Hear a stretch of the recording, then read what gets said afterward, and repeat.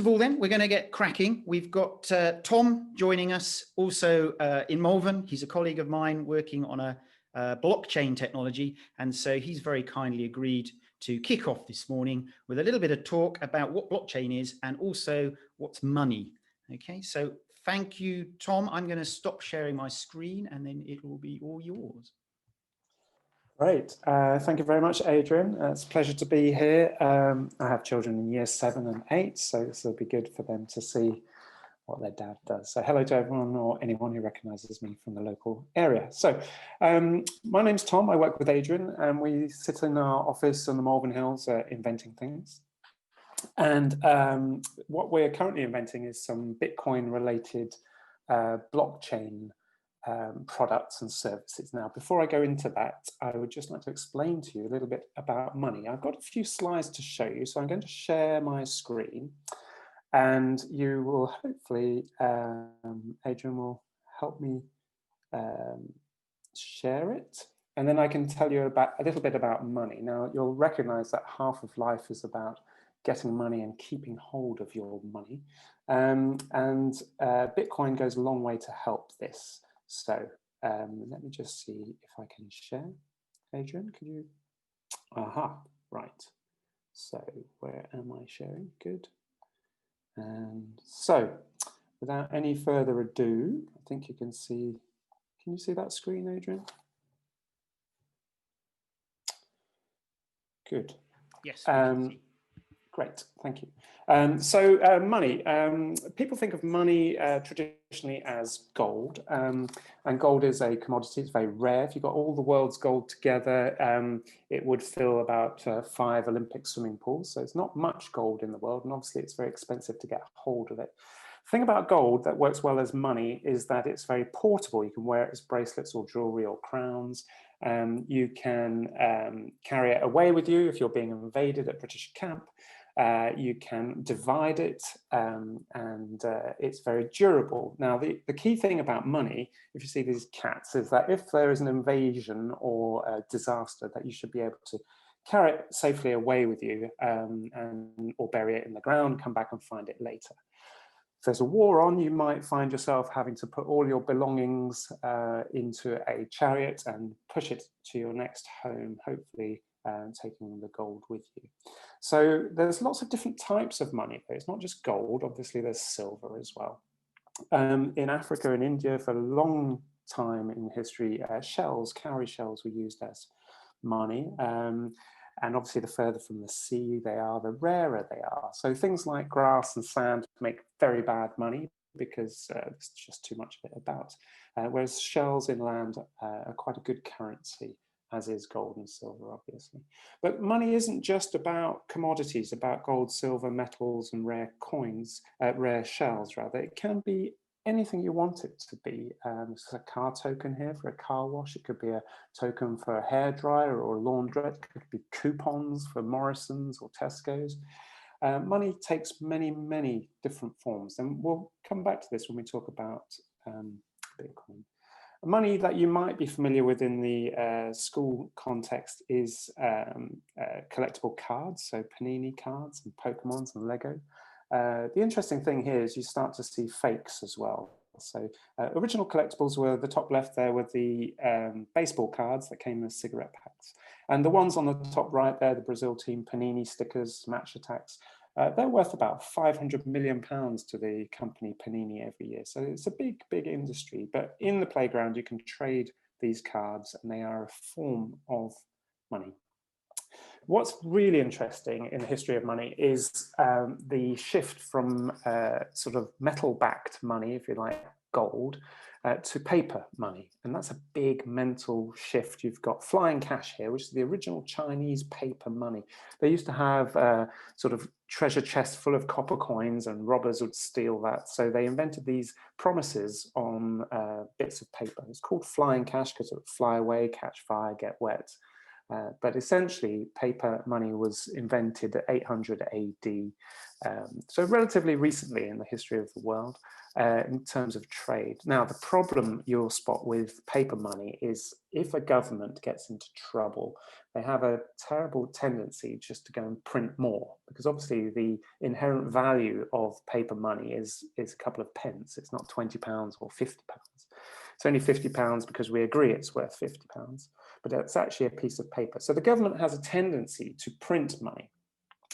And just recently in Zimbabwe, they've printed a $100 trillion note. So you could be a multi-billionaire in Zimbabwe.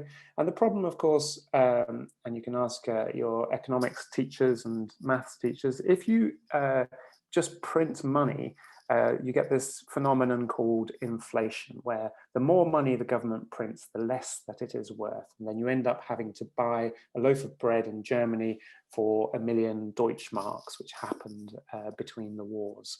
So Venezuela, Argentina, Germany, Zimbabwe, a very bad history of looking after their money. And you could say in the UK as well, we've said there's no money in the bank for years and years and years, and then we have a coronavirus crisis and the government just prints off £1 trillion. So we're going to see some impact on that because of that shortly. Now, you may not remember, but in 2007, 2008, there was a financial crisis in the UK, and you would earn your money and you put it in a bank.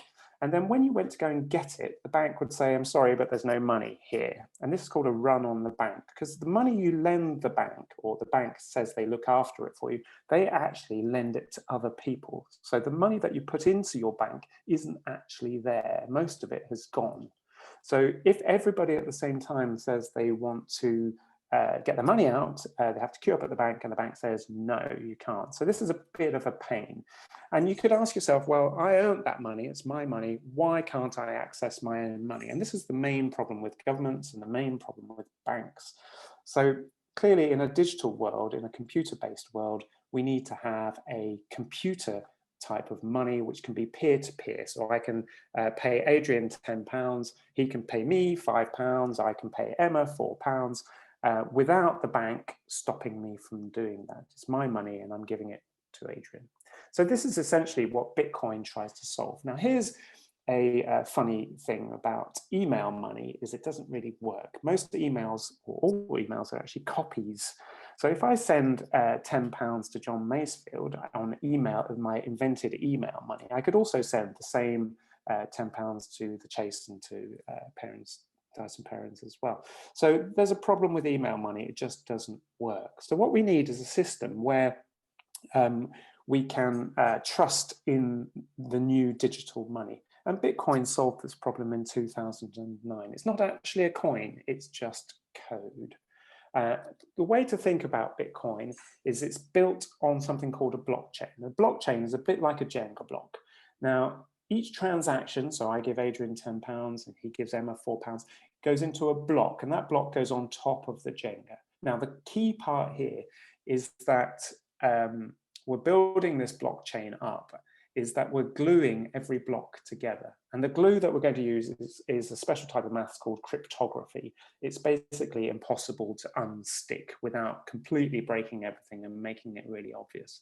So these are piles of transactions in blocks that are glued together, and that's the best way to think of a blockchain.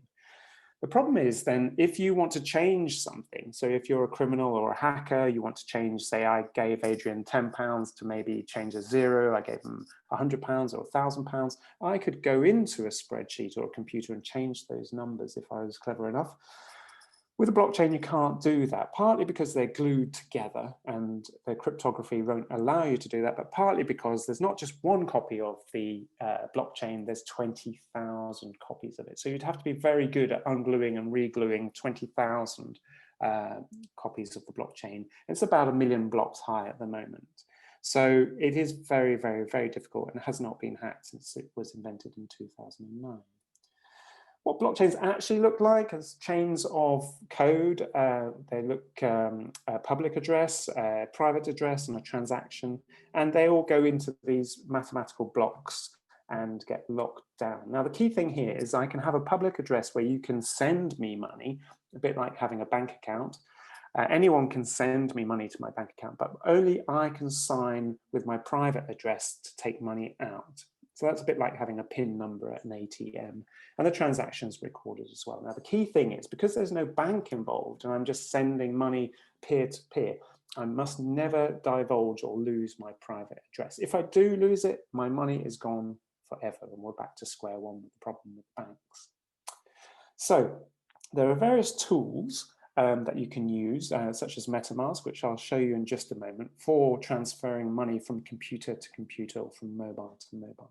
Now, going back to tokens, just for 1 second before I show you a demo of how Bitcoins actually move. Tokens can be used for lots of different things. We mentioned tokens are different types of money.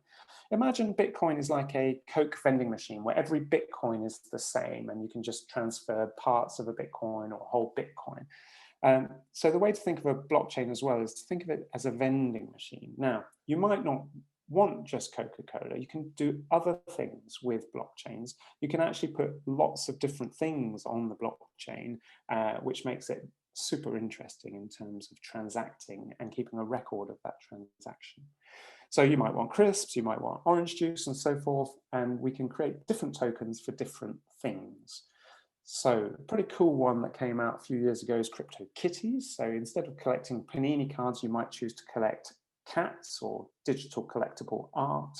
This particular one doesn't look very attractive, a bit sort of like dragon thing, but there's lots of them. And the idea with the kitties is you can breed them and you can effectively grow them and trade them online instead of in the playground with your Match Attax and Panini cards. They're pretty cool, and each one is locked down on the blockchain, so they're unique as well. And obviously you can do the same for any art. For the football fans out there, you can do football cards as well.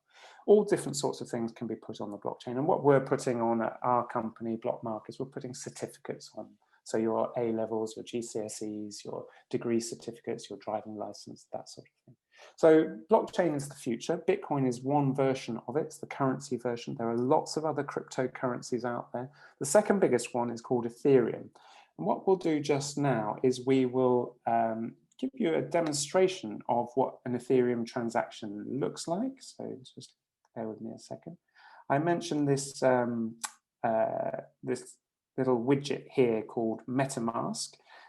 This is a way of accessing my bank account, if you like, and I'm going to transfer some money to Adrian. Now, I know Adrian's got an address that we're going to call Gareth down here. These are all public addresses, so if anyone ever wants to send us money to these addresses, they can. Didn't want to comment to that whole thing there. Oops, try again. I'm just going to copy this one here. So what you'll see is Gareth's address, Adrian's address there, is begins with the letter OXD839. That's the account I want to send it to. Ethereum is the currency. I'm going to send from my account called Ruben, OX9B44, and I'm going to send it to Adrian's account, which begins OXD839. I'm not going to send him all my money, but I'll just, for a demonstration, I will send him a small amount of money. I'm going to send him about 10 pence worth. There we go, Adrian. You're rich today. Thank you. And if I can just move my, all my things are in the wrong place there. I am going to send that to Adrian. Now that's checking my bank account, and it's going to send a tiny amount to Adrian, and it's going to charge me a small fee, an electricity fee for my vending machine, and that's gone.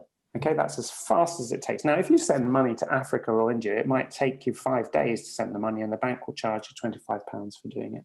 Now, this is pending here. Let's have a little look at what that looks like in the real world. Where can I go to see that? My activity. Let's see the transactions created, and I'm going to just view on Etherscan. Now, Etherscan is a way of tracking that transaction. Now, remember those two bank accounts, my bank account and Adrian's bank account. So, it's a bit slow today. I think I might not have paid enough electricity. But we can see I'm actually sending Adrian 11 pence. On this particular transaction, it's costing me 36 pence, so that's not very clever for me to be charged more. But I could have sent Adrian £100 for 36 pence, or £1,000 for 36 pence as well. And we can see that this is the transaction hash here. And we can see this is my address, OX9B44, and I'm sending it to Adrian's OX839. Okay, I can so probably it's just pending there. Try and share my screen to show it about to arrive, if you want. Yeah, I think I might have undercooked the gas there, Adrian, but let's just refer back to this later. This is essentially what a blockchain looks like, and you can see that all the transactions in the world are public and everyone can see, but you can see that you cannot actually work out who is who, because you've got these private addresses and public addresses, which are effectively anonymous. They're not completely anonymous. All I can say, I'm going to sign off just now. I've done my 15 minutes of introduction to blockchain. I'm just going to say to everyone to have a go, log on to MetaMask, which is this little foxy piece of software that will help you get on board with Bitcoin, Ethereum, blockchain. And you can just learn about it at this stage. It is the future of money, the future of transactions, and it's growing very fast. Some people have got very rich on it. I wouldn't suggest you put all your money into Bitcoin because it's highly volatile. 1 minute it's worth a lot of money, next minute it's not worth very much at all. But just investigate how you might use that in future. So over back to you, Adrian. Great. So I think you can see my screen. Is that right? And can you see the MetaMask? Yeah. So at the moment I have $10.73 in my account. And I'm hoping, obviously, that the money you've sent me will arrive. This is pre-arrival. So I think if I try and refresh, it might show up. If not, we can come back. Did that go up? No, it didn't, did it? It's still pending. It's still pending. Okay. For every transaction, you have to pay a small amount of electricity, and I've not paid my bills. So okay, so we'll wait for it, very quickly. And maybe later we can see that that's gone up. So everybody needs to remember that it's $10.73 at the moment. I thought it was $10.63 before we did this. So maybe it has gone through quietly while we've been chatting. Anyway, we'll double check that afterwards. So thank you very much, Tom. I'm having a quick look now to see if we've got any questions. People on Zoom can type questions into Q&A. They can also raise their hand, actually, if they would like, and we'll try and allow you to ask a question that way. It's slightly more complicated, but by all means, type away some questions. Also looking at Facebook as well, just to see if there are any comments showing up there. I don't see any yet, but as the morning progresses, do please put some comments and questions there if you're watching. Okay. It is a huge area. There are over 4,000 cryptocurrencies. The main one's Bitcoin and Ethereum. So if anyone does have any questions, do feel free to contact me afterwards. We're very happy to help. Thank you. Thank you very much, Tom. That's fantastic. Okay, brilliant. Bye. Bye-bye. Okay, so thanks, Tom, for that brief, very quick overview about the world of blockchain, Bitcoin, and cryptocurrency. I suspect that in the future, we will all be transacting with this digital kind of currency. So it's well worth getting to understand it early on in your career. And actually, in terms of a career, there's an awful lot of future programming and coding and understanding how to make these things better. So if you're at least a bit interested in this, this is something you could look into in the future. Festival of Innovation.